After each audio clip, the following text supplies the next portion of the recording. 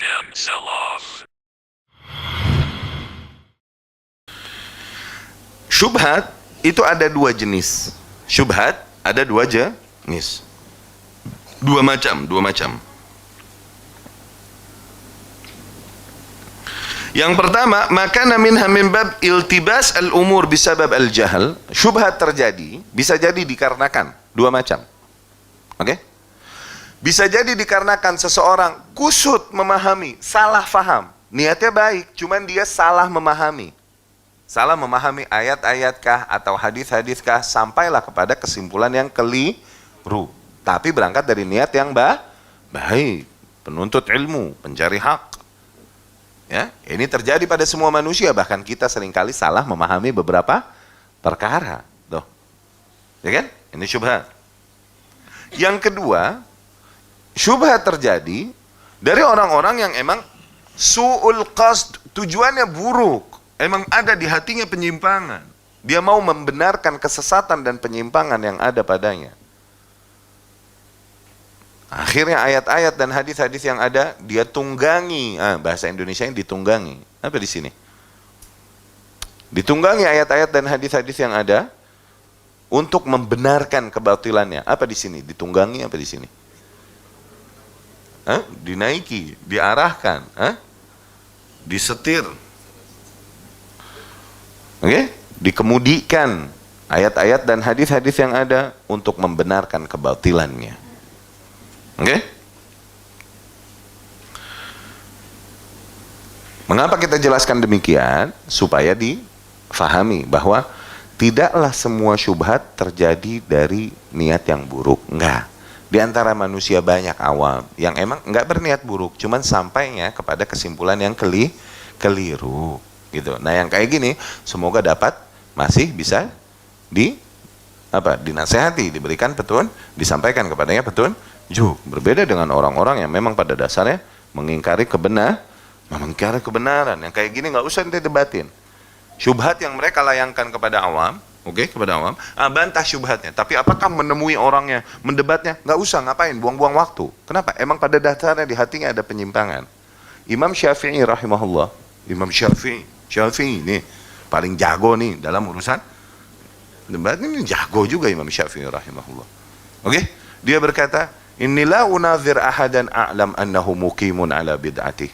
Aku tak mau discuss dengan seseorang yang aku tahu dia sudah sure, dia udah paten di atas bid'ahnya. Ngapain buang-buang waktu yang kayak gini? Wala in ataitahum bikulli ayah ma tabi'u qiblatak. Kalaupun kau bawakan kepadanya semua ayat, mereka nggak bakalan mau mengikuti kiblatmu. Sama aja, ngapain? Buang-buang waktu. Makan hati, bikin bete. Apa bete? Bete, kesel. Ya. Kenapa? Emang mereka sudah yakin di atas bid'ah mereka. Zem?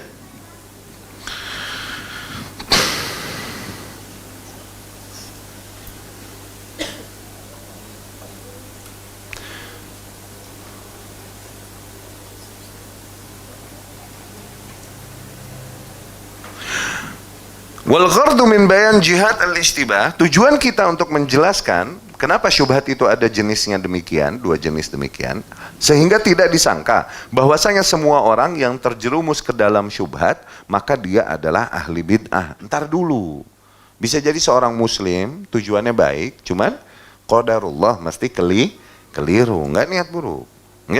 Bal qad yaqa al-muslim alladhi la yattabi' hawa fiha jahlan. Bisa jadi seseorang kejeblos di dalam sebuah syubhat, bukan tujuannya mengikuti hawa nafsunya, cuman dia kejeblos di situ jahlan, berangkat dari kejahilannya, ketidaktahuannya. Wal wajib alaihi idza balaghahu al-bayan ay yastafid wa yarji'. Maka yang wajib atasnya, ketika datang kepadanya penjelasan, maka dia harus mengambil manfaat darinya, dan dia harus rujuk dari kekeliruannya. Ya, harus meninggalkan kebatilan tersebut yang dia berada di dalamnya sebelumnya.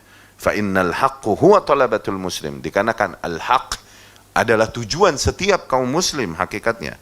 Laisa baina ahadin wal haq ada insyaallah taala. Tidak ada seorang pun yang memang pada dasarnya memusuhi yang hak apabila memang dia muslim yang menginginkan kebaikan, ya. Min alamat ashab al-ahwa. Di antara ciri-ciri para ashabul ahwa, orang-orang yang pengekor hawa nafsu. Tuh disebutkan di sini oleh Syekh Hafizahullah. Ciri-ciri pengekor hawa nafsu, ciri-ciri ahli bid'ah, bro. Oke? Yang pertama, alla yuz'in lil haqq wad dalil idza nastaban. Dia tidak mau tunduk kepada al-haq, kepada dalil ketika udah dijelaskan. Tuh, kalau belum tahu oke lah. Zain? Tapi sudah dijelaskan, masih juga dia tidak mau tunduk, masih juga menentang. Ah, itulah hakikatnya sombong. Sombong tuh hakikatnya di mana? Batarul haq, menentang kebenaran. Wa ghamtun nas, dan meremehkan manusia. Udah dijelaskan kepadanya batil, udah dijelaskan kepadanya dalil, udah dijelaskan bahwa apa yang kau yakini sekarang ini keliru. Ini harusnya begini, memahaminya begini, tapi masih dia berkeras, berkelit dan lain-lain. Nah, itu memang pada dasarnya mencirikan dirinya memang dia termasuk ahlul ahwa. Orang demikian la yukallifullahu nafsan illa wus'aha, serahkan urusannya kepada Allah. Nggak usah ente ngotot pengen benerin dia. Nggak usah, udah diamin aja. Serahkan kepada Allah, doakan petunjuk baginya. Ayyughalital haq wa ahlah. Tuh, seringkali ciri yang kedua. Seringkali membantah yang hak, rajin membantah yang hak dan membantah para orang-orang yang membawakan hak. Oke?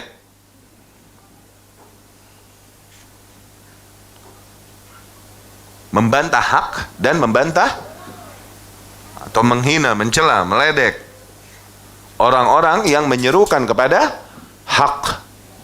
Oke?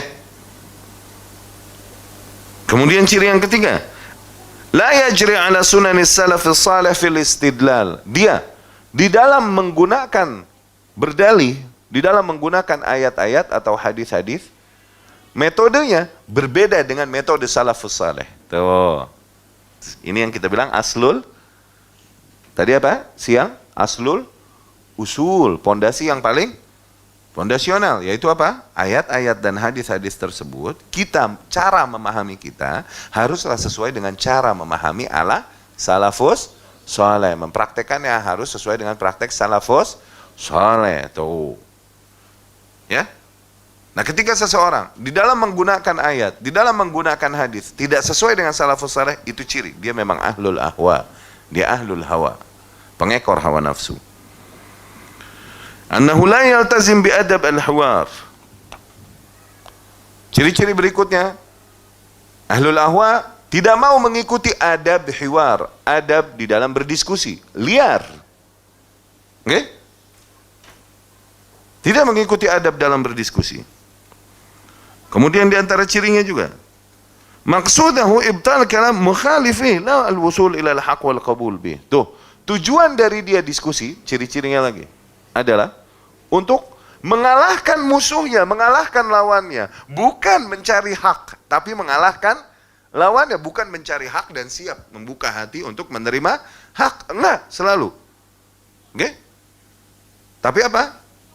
Tujuannya dari diskusi-diskusi yang terjadi dengan mereka, tujuannya emang untuk mematahkan lawan. Itu udah. Bukan mencari yang hak pada hakikatnya. Yang kemudian, at-ta'nu fi al-ulama ahli al-hadith wal athar. Ahli ahwa, di antara cirinya juga seringkali mencela para ulama, ahlul hadith, ahlul athar. Mencela mereka dengan julukan-julukan yang mereka buat-buat. Dengan istilah-istilah yang mereka buat-buat. Ya. Kemudian, tarkur ruju' ilaihim bisabab ta'nihi fihim. Mereka nggak mau kembali kepada para ulama-ulama tersebut, nggak mau mengambil ilmu mereka, padahal mereka akui keilmuannya, tapi nggak mau mengambil ilmunya. Dikarenakan apa? Emang pada dasarnya mereka membenci ulama-ulama tersebut. Ya, itu ciri-ciri ashabul ahwa.